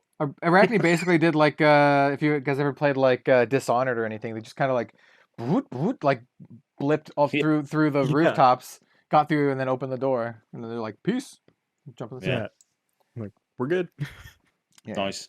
Anyway, that was a small. Yeah, they open the door. Dash is there. Dash starts loading on the presents, and obviously they soon sort of get out of there. They sort of get on the steam wagon, and there's a nice little picture there you can see. But then they get stopped by Metrix cops, and they don't see a way out until Lena decides to be like, "Oh, Azalea, try this. Put this potion on your arrow and fire it at them," and just like cascades and arcing, and they all just fly everywhere. When I read this, I was like, she's making a Molotov cocktail. Bro's making she's making a Molotov cocktail. She like strapped it to an arrow. And I'm like, there better be an explosive arrow or something in the set. Like, and that got me thinking about the. That got me thinking. I'm not sure whether we recorded the preamble to this or not, but that got me thinking about what Azalea needs. I think we did speak about this to a certain degree on this pod. Yeah. But that's where I came up with that stupid comic idea, which is on Twitter, which I had a lot of fun with. I have a lot of fun with graphic design and just messing around with things that already exist to make stupid stories. But yeah, that would be awesome to see if Azalea could have access to some form of Molotov cocktail or an item that board wipes. But yeah, nice to see that in the story. A lot of people are speculating over that. So this is another thing that I've just been kind of thinking about in general with Outsiders, but there's a very like anti-establishment punk, aesthetic going on. I've been thinking a lot about like how Rage Against the Machine fits a lot with like the general aesthetic of this. And then I was thinking like, what if the talent had something to do with that? What if the talent was like something like rebellious or anarch or something like that? Because I'm like, they're literally like stealing toys and then like blowing up cops in this. And I'm like, I don't know. It could be something like toxic or something like that, but it could also be like some sort of punk motif where all of the Pit's talents is like some punk thing. Vandalism. Vandal. It's very Robin Hood, like they are breaking the rules and breaking the law for people that they care about, and like the less fortunate, Breaking the law. Breaking the law. Oh, it was a great cover of that song. Fight Star did a great cover of that. It's brilliant. Yeah. Definitely check it out. But yeah, that's pretty much it. And then obviously they steal the presents. They get out of there, and then they deliver the presents to the kids. And Azalea actually sheds a tear for this occasion as well. So it's nice to see that she has like a hard exterior, but maybe a soft interior which we may explore with regards to the lore. So I might unravel her character a little bit more. Which can't wait to crack into. They made a point to bring it up a couple times where it's like they're like, oh, despite Azalea's like stony exterior or about you know her cold demeanor, like they really like painted her as like a very like I don't want to say uncaring, maybe stoic, like a very like cold character. Yeah, interesting. I like seeing the characterization of like the characters and how they are as like, you know, people. Yeah, it's really like the characters are actually really well like fleshed out, I think. I think that they have a good idea for what they want, who they want to explore, what space and what, you know, personality traits everybody wants to occupy. And I think that's one of the greatest things about this like the design of Flesh and Blood is you can kind of tell what heroes like what their personality is and how happy or friendly or distant and off-putting they are just from like their cover art, just from the art on their cards. You could probably this is where it gets into like which one of the heroes from Flesh and Blood would help you move if you asked. It would be cool. I think that Chain would do it, but like I think that he's like a largely dependable guy. He'd just be a little bit weird about it. Well, it depends. Are you in Chain's band? If you're in Chain's band, then yeah, man, he's gonna help you move. Yeah, true. You guys have been through a lot together, so of course. Yeah. I was like thinking, like, would Bravo help you move, or is he like too He'd use it as a way to show off, wouldn't he? Like lifting all these crates above his head and all sorts, star of the show. Oh yeah, he'd do it, but he would make everybody know that he's helping you. Like exactly. Like, of course I'll do it. Yes, I'll take the cupboard down the stairs for you. One-handed way. I gotta get the couch myself. Lifts the entire couch. Yeah. Brilliant. Yeah, Reinar would only do it if there's a lot of beer. Is there a barbecue afterwards situation? See, I don't think Katsu would do it. He's too lazy. He looks really lazy. Katsu looks like he loves plants, doesn't he? Dorinthia would love to help you. By the light of Sol, I shall help. I think Lexi would help too, for sure. Probably Briar too, actually. I'm trying to think. Who would not help you move? Other than Oldham? Katsu. Oldham? He's too old. Genus? I think he's too old for it. Genus is too old. He's grumpy. Cavdane, there's no way in hell he's gonna help you with that shit. No. You would have to pay him. That's guaranteed. You'd have to pay him. At least a couple of copper, Viserai, he'd help. He'd be a little mopey, but he'd probably help. Kano, no. Kano's got other things he's doing. He's probably like things on fire. Kano and Prism would probably be studying together or something. Like Prism, I feel Prism might help you. She seems nice enough to help. I feel Kano is a little kind of maybe up his own butt to help. He's probably like no, I'm too busy that day. Sorry. Holier than thou sort of thing. Dash would probably help too, I think. Dash would. Yeah. Dash is a very friendly person. She would help, but she would do something to like break one of your things on accident. Yeah, like she would be packing stuff way too quickly, or she'd like bring along like an experimental robot to help you pack, and she'd be like, look at this is gonna help, and then it just like it's throwing all of your silverware and glassware into the same box. It's driving remote control cars through your house and stuff. This is my PackBot 3.0. This time it won't blow up. 100% time it probably won't blow up. Yeah. Fantastic. Hey, viewers, commenters, comment down below who you think would or would not choose? who would or would not help you Yeah. Do you pack? we're off with any assessments? Did we insult your favorite character by saying that they would or would not help? Oh, come on. I think we're pretty nice. We think most of them would help, but like Yeah. some of them definitely wouldn't. Like I don't think Dromai would help either, to be honest. No. Nah. No. I think She's got the. I mean, she's royalty, right? So like, she's too much like Kano. Too much like Kano. Yeah. Like she's either gonna ghost it, like she's gonna ghost your text message, or she's just gonna be like, "Oh, I'm sorry, I was busy." I have. I think that Benji would. He would really want to, but I don't think he can. I think that he's just like not able to. It's not able to, yeah. Or he would just get in the way.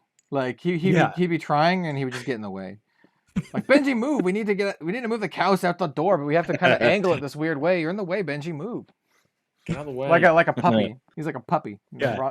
He means really well, but I don't think he would be helpful. Oh my god. Yeah. Anyway, that is what I think is the fact that we can say something and kind of all come to sort of a collective agreement is, I think, a very good strength of just the design of Flesh and Blood. It means they've characterized their heroes just through art in a way that you can kind of get the gist of their personalities. Yeah, exactly. So the fact that they've characterized Azalea as this and given her even just more character, because from what we've seen thus far, she's like pretty standoffish. I was gonna say, would Azalea help you move? I think that she would fully ghost you. I think that she wouldn't even acknowledge it. Oh, I love unless the chase, it was though. for the little kids. So I think if you're really good friends, if she's like your best friend, I think she would help you, but she might complain the whole time. Yep. Yeah. Yeah. I think that's a guarantee. But she does it in the way where it's like she's giving you a hard time, but the only reason that she's there is because she cares. And I was gonna say, and I think if she's not your best friend, you probably wouldn't have asked her to begin with. I think that's how that's how it works. If she's not your best friend, you're probably scared to death of her. Yeah, you're probably like, that lady yells at me every time I talk to her. I don't wanna talk to her. Oh, brilliant. Yeah. But yeah, anyway, what else do we have on the docket for today? That is mostly it. We want to cap off the story by saying that Azalea does get socks again. She does get socks again, but this time it has 3 different colors of stars. Like red, purple, and orange, or something like that. The face just sums it up. That scene is the shitty Xmas present, Matt, as well, isn't it? Yeah. At the very end there, that's the shitty Xmas present.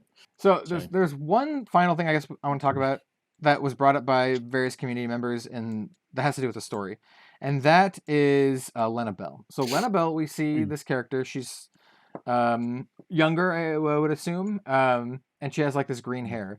And someone brought up, I don't remember where I saw it, if it's on Facebook or Twitter or something, but someone brought up the fact that in Cavdane's full art, there's a bunch of heads on the wall, and one of the heads looked like Lena Bell's head because it looks like a female with like green hair.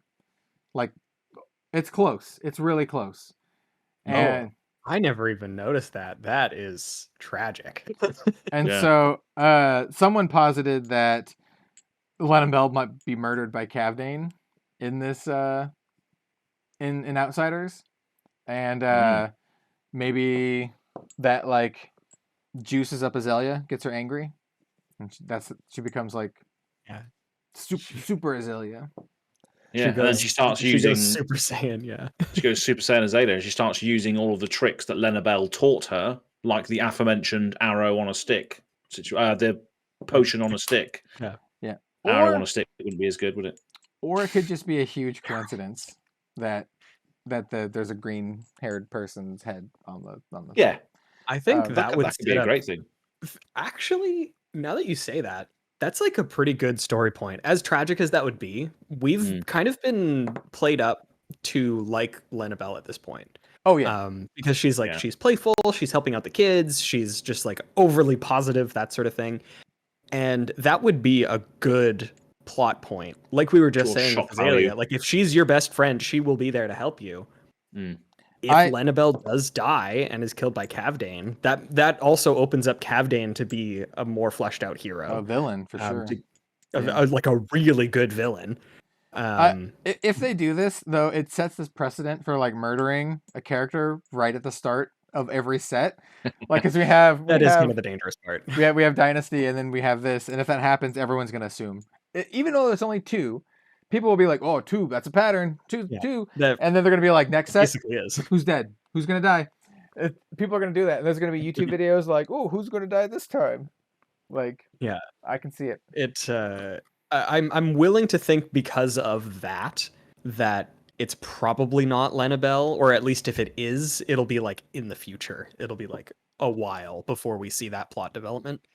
Yeah, because having it one after the other does feel a little strange. I could very well see it happening though. I could see it happening to emphasize how terrible it is in the pits.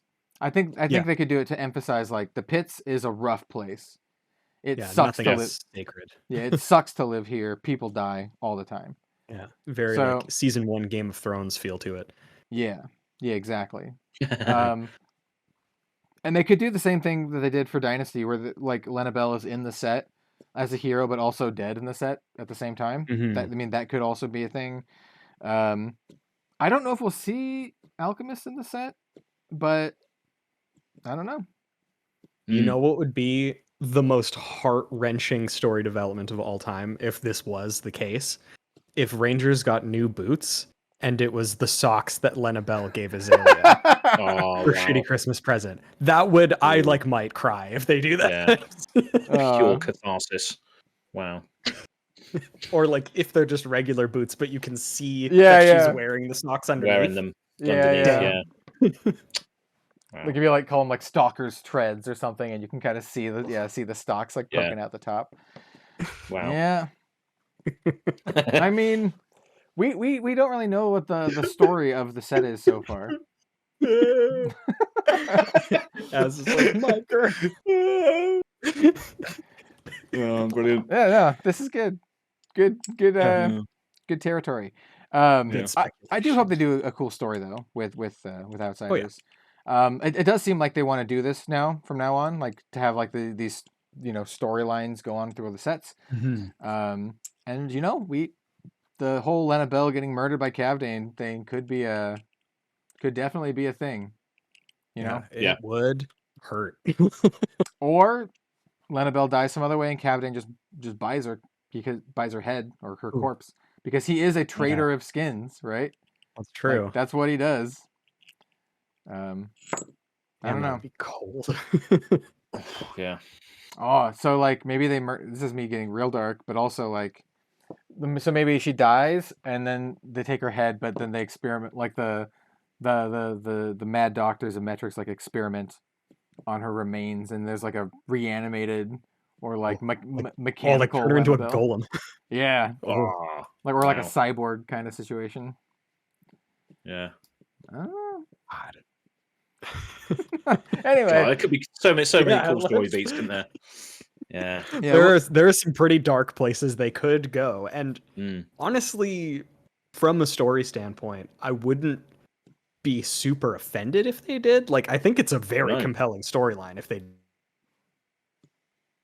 did do that.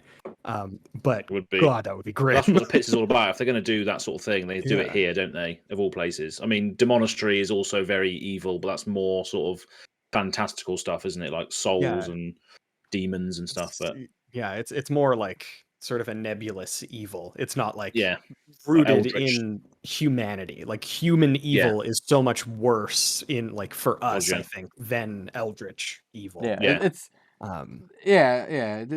the difference between like a full-on war kind of thing versus like getting murdered in the streets, right?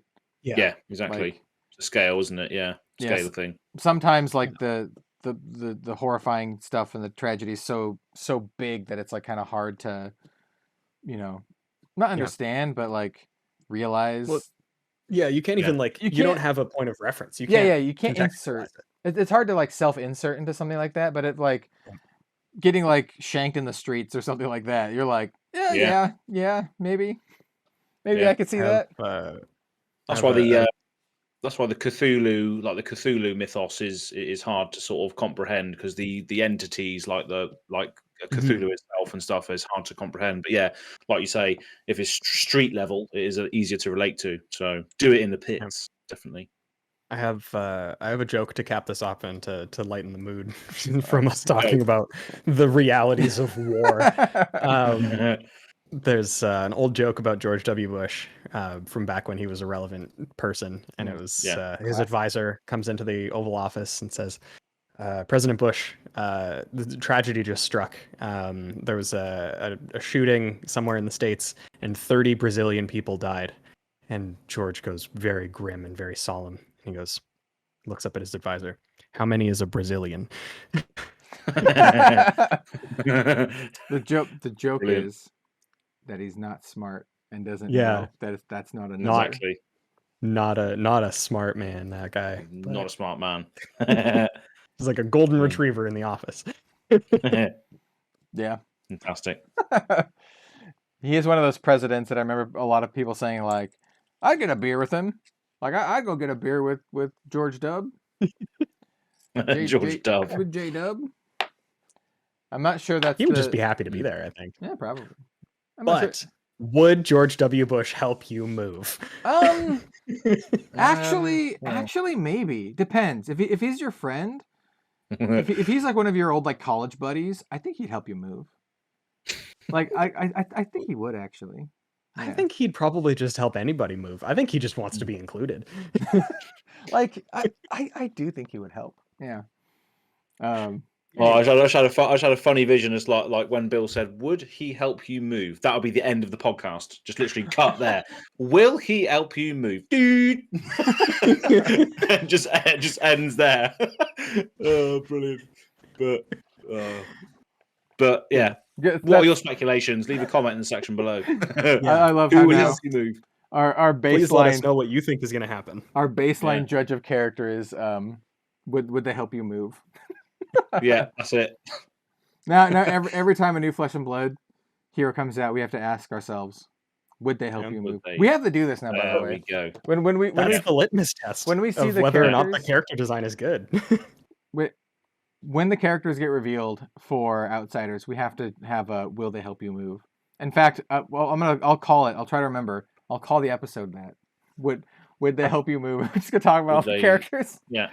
Would Arachne help you move? Flesh and Blood Living Legends TCG podcast. Goodness me. Would Arachne What a help you segment. move? If you are a squeaker, or if you paid them. Yeah. There you go. If you were a tiny orphan, or if you had a bunch of money. Yeah, basically. I think that's how it works. It would just move those boxes and just be right out of there.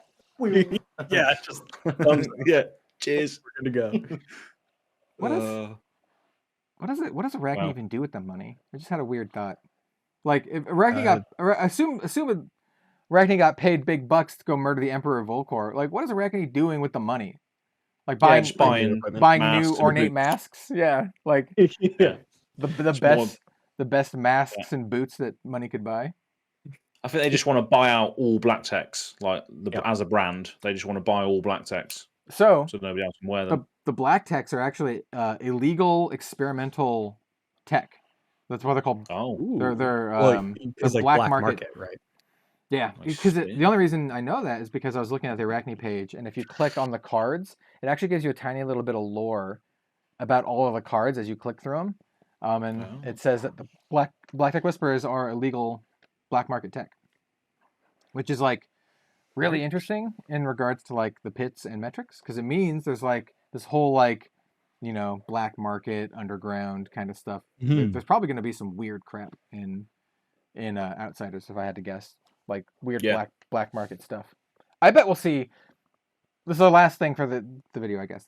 My last speculation. Speculation. Speculation, new word. Speculation. It's when you when you specialize in speculating. In speculation. Yeah. It's what Speculation cards. Brilliant. Yeah, it's what we're all three of us have that talent. We do, yeah. Speculation. Speculation. Yeah. Anyway, My speculation is that we will probably see some sort of knickknack or something from all of the regions of Wraith in the black market type thing. So like illegal black market goods of like from all the regions. I don't maybe that'll be an expansion set or supplemental set. I think it would be cool to see. Like some illegal, I don't know, like I'm trying to think of something that'd be from like the Savage Lands that'd be illegal. Maybe some like plant powder or something that's like basically like flesh and blood peyote. Ancient totems or something. Yeah, stuff that's like illegal imports. Yeah, like something from the monastery. It's like this cursed relic or something. Yeah. Just like whatever the flesh and blood equivalent, the wraith equivalent of like ivory trading is. Yeah.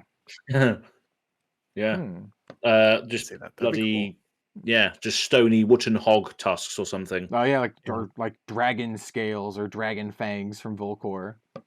Yeah, that would be so cool if they introduced more weapons that were like powerful but with a downside because they're like experimental stuff. Oh, that would be sweet. Kind of like like how Talishar and Hexagore, like Talishar, where it's like it would need to be a better version of it, but something like Talishar, where it's like it has limited uses, but it's good because it breaks. I think that would be cool to see. Just in general, like Hexagore, but better. Yeah, like Hexagore, but better. Like Talishar, but better. Yeah. Well, I mean, Talishar and Hexagore. Would I rather be playing Talishar or Hexagore? I'd probably rather be playing Talishar. Yeah, Talishar doesn't actively kill you, at least. Doesn't kill you, yeah. Yeah, it just kills itself, and that's fine. It can do that. Exactly. Yeah, anyway. So, before we ended, did anyone have like an arsenal? So anyone have anything in their arsenal? I guess I should ask that they would like to talk about. I've got something. Yeah, man. I can throw in there. So obviously, Christmas is Christmas and the festive season is when you're going through the motions of it. It's you eat a lot, you drink a lot, and you probably gain quite a lot of weight over this time. So I've actually downloaded an app called the Conqueror's Challenge. You do have to pay for it. I'm not sure whether it's UK based or not, but the Conqueror's Challenge is like something you download and you choose like a course. So I think you have to pay for each course. And the one I've paid for is one called Mount Fuji. So it's 74. Yeah, of course. Absolutely. Yeah. It's 74 kilometers. So I think that's 40 something. I don't know how many miles that is. But 74 kilometers. And I've set my time goal to walk that in 42 days, basically. And as soon as you walk that distance, the Conqueror Challenge sends you a medal of like this nice medal, Mount Fuji medal. So it's like a way of sort of forcing yourself and giving yourself a goal to walk a certain distance, or you can do cycling or whatever. But I'm going to be trying to achieve one of these every 40 days or so, because I want to try and get a little bit fitter in the new year. For the specifically for the US listeners out there, that is 46 miles about. 46 miles in 40 days. So I basically have to do a mile a day, a mile a day walking. Or on certain days when I can't be asked, I'll just go out another day and do 2 or 3 instead to make up the slack.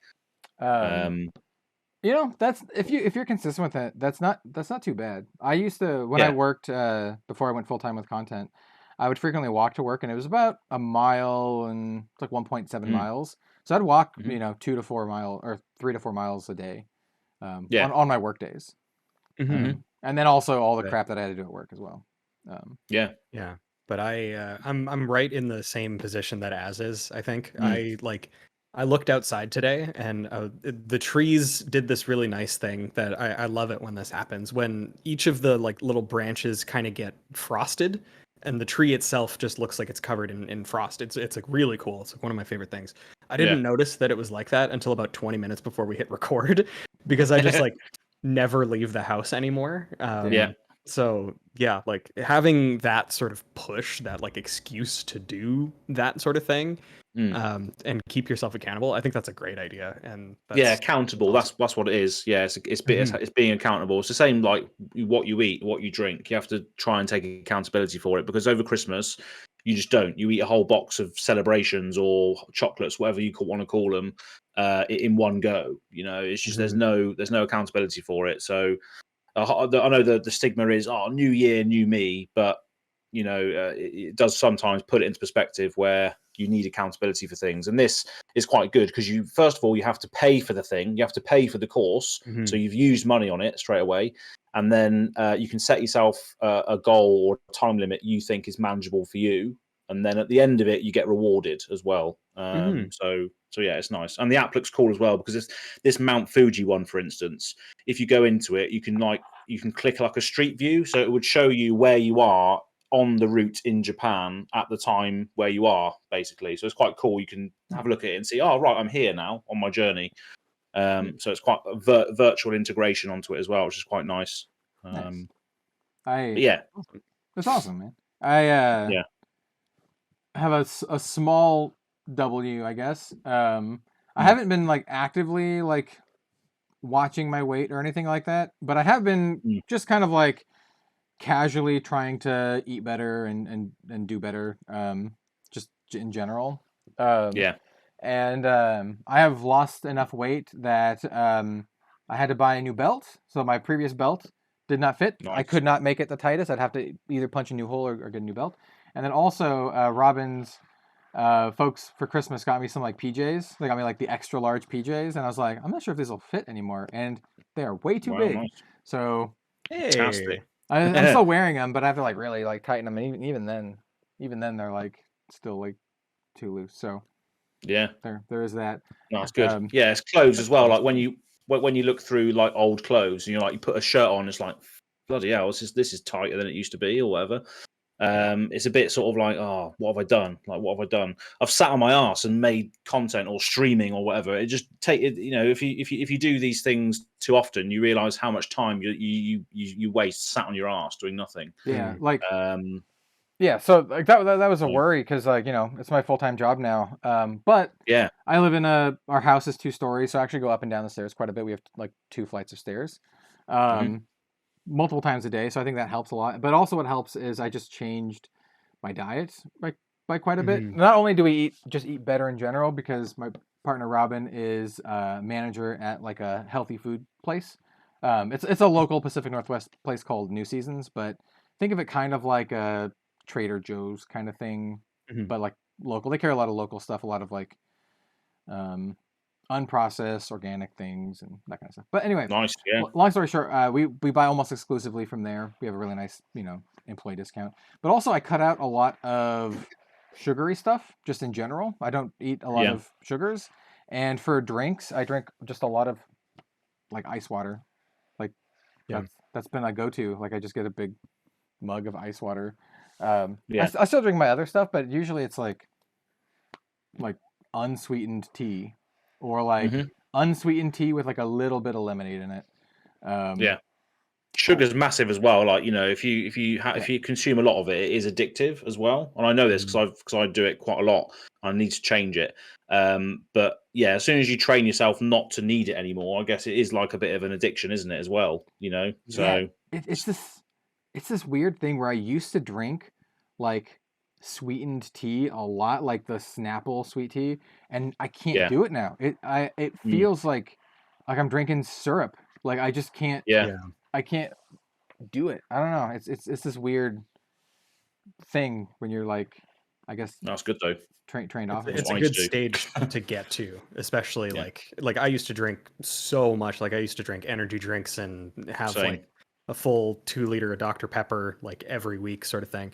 And just all of a sudden I just kind of decided that I didn't want to do that anymore. And so like even when I go out to restaurants and stuff, if I don't get myself like an old fashioned or some sort of other alcoholic beverage, it'll just be water. Like I don't crave soda or pop anymore. When we go out, I almost always ask for Arnold Palmer. I'm just like, hey, can you make an Arnold Palmer? And just get that. What's that? Oh, it's iced tea and lemonade. Iced tea and lemonade. Oh, I see. I still haven't had that yet. Oh, bro. I still haven't had an American lemonade. We didn't have one when we was in San Jose, did we? Quick story in San Jose, just for those. So we went out to dinner one night. So it was me, as DM Armada, the professor, and Olivia Gober Higgs. And we went out to dinner one night. And it was like a really, really nice dinner, and we were talking about like our favorite drinks. And I said I really like Arnold Palmer, and the professor Brian was like heartbroken. He's like, no, they're so bad, and I'm like, they're delicious. And I was like, no, we're gonna ask to try one day. Yeah. he said hasn't happened yet. He said something along the lines of like, I'll forgive you for liking that. I'm like, nah, man, that's like my go-to. Prof was so mad at me as well, wasn't he? Because he was like, we was at a steak restaurant, and I was just like, yeah, I might have the chicken, and he was like, what? It was like chicken, the steak restaurant. It was like it wasn't just a steak restaurant too. It was like a really like expensive steak restaurant. It's just like it was a nice one. It was like $70 steak type. I was just restaurant. like, yeah, I'll have the chicken, and I was just messing. But yeah, I had the ribeye in the end, which was really, really nice. It was very good. I got a New York strip, and it was quite good. Yeah, it was banging. Yeah, good times. But yeah, shout out to the professor for taking us to dinner. He's a good dude. Yeah, absolutely. So that's all that's in my arsenal for today. But I think it's a relevant thing, a thing that you need to take accountability for if it has spiraled out of control, which it has done, and it does do for Christmas for me especially. I'm pretty bad with it. But. Yeah, I think sometimes people with health and exercise and stuff can get quite preachy about it, but I think there's just a baseline of like just take good care of yourself and you'll just feel better. Like you don't have to hit the gym. You don't have to be do all the hardcore stuff that a lot of folks say. You don't. But like just one step at a time, isn't it? Really? Yeah. Like like I said, for me, I just cut out sugary drinks. I don't drink soda or anything anymore. I drink just ice water. And I think that for me that helps, and like just doing something small like that can help, Yeah, so, definitely. Yeah, consistency. Awesome. Is good. Exactly. Yeah. So, with that said, thanks for watching, and thanks for listening. Yeah, exactly. And for the sake of consistency, we'll see you. We'll see you next time. For the second episode of 2023, this has been our first episode of 2023, which is great. This is going to be a fantastic year. We already have some great guests lined up for the Living Legends podcast. Obviously, we're all incredibly excited for Outsiders. There's definitely going to be a lot more to talk about with this set. I'm over the moon because my two favorite classes are confirmed to be in this set. So this is like. They're like, this is for me. Christmas all over again. This is like, this set is like so good for me. Like I could not have wanted. I could not have wanted anything better. So I'm really excited to see what the other two classes are, or one class, whatever what the other ones are. It's going to be awesome. Highly looking forward to it, and I hope you all are highly looking forward to 2023 and what we got in store. So. Thanks for watching. Before we leave today, let's go ahead and have Bill chill your things. Yeah. I am Bill from the Spike Feeders. You can find me on Twitter at BillTSF. Not super active, but when I do post, it's good. So I don't know. And more frequently, you'll be able to find me on the Spike Feeders FAB YouTube channel, where, as I mentioned earlier, we just filmed our first gauntlet back from our hiatus, and that'll be coming out pretty shortly. I don't know exactly when our go live date is going to be for that, but just stay tuned. It will be obviously before the end of January, and we're really excited to show you. It was a really good time. Yeah, Bill's like your favorite indie band. Doesn't post often, but when they do, it's a banger. When they do, it's a banger. Yeah, exactly. And then we have Go ahead. On the other hand, me, I just churn out all sorts of garbage and hope some of it sticks. But yeah, so on Twitter, I'm Go Again Gaming AZ. So post all manner of different things on there. What are you cracking up at? Over as on the other hand is like your favorite emo band, self-depreciating but actually pretty good. Actually, pretty good. Yeah. Yeah. Fantastic. Sums it up. And yeah, I'm Go Again Gaming on YouTube. So yeah, I do a lot of Azalea stuff and a couple of vlogs. Well, speaking of vlogs, I'm going to be vlogging the Battle Hardened in Leeds, which I'm going to in a couple of weeks' time. Nice. So you'll see that on there as well. Are you going to be playing in the main event? I'll be playing in the Battle Hardened, CC thing. I'll be playing in that, Taking Azalea. I was going to say, run into a lot of drone eyes. Probably don't have to ask what your hero. You're probably going to be running against a lot of dash, if I had to guess. Yeah, I want to dodge as many drone eyes as I can, but there's going to be a load of them there. I just can't beat it at all. Yeah. I can't do it. Yeah, I mean, I think at some point when you're playing against Droma, you just have to pray that you get red in the ledger and hit and can make it so they can only attack with one thing a turn. Yeah. Yeah, maybe that's the way to go. Maybe it is. Maybe just put red and yellow memorial grounds in there and just try and just do that old trick. I mean, the loopy sleep dart and red in the ledger works against Dromar as well because obviously it turns the go again off with sleep dart. So, I mean, like, so you got 2 instances of that. Yeah, you're playing CC, so you can definitely like tech against it and have some in your sideboard or whatever. So I don't know. We'll definitely follow up on how that went after that happens here on the podcast too. Sure. Yeah, definitely. Yeah. So yeah. Cool. And then you, sir? Oh yeah, I'm just some dude. Hello. If you are listening to this, maybe on the audio version, I suppose, and don't know. Maybe. My name is Kellen, also known as Red Zone Rogue. You can find me at Red Zone Rogue on YouTube and Twitter. I post about similar to this podcast. Actually, I post about a lot of aspects of Flesh and Blood. Normally not meta stuff, though sometimes a little bit. But yeah, you can find me on those places if you want to hear me talk about Flesh and Blood, and sometimes other card games, which that interest me. Next year is going to be cool. There's a couple of card games that are coming out that interest me, and I think it'll be fun. So yeah, nice. Thanks for watching. Thanks for listening. We appreciate you. Hope you had a fantastic new year, and we'll see you later. 2023, baby. See you around.